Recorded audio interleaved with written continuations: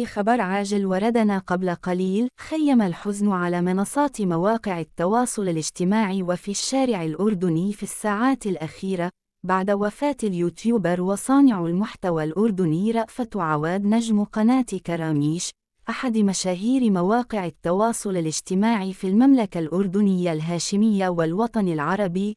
ويتساءل الكثيرون ما هو سبب وفاة رأفت عواد نجم قناة كراميش. انتقل إلى رحمة الله تعالى اليوم الأربعاء بتاريخ 27 من مايو 2026 ميلادي المنشد الشاب ونجم قناة كراميش رأفت وسيم عواد عن عمر يناهز 19 عاماً، وقد كان سبب وفاة رأفت عواد إثر تعرضه لحادث تدهور مركب أليم في العاصمة الأردنية عمان، الله يرحمه ويغفر له ويسكنه فسيح جناته. من هو رأفت عواد نجم قناة كراميش؟ رأفت عواد هو فنان ومنشد أردني ونجم قناة كراميش. اسمه الكامل رأفت وسيم عواد.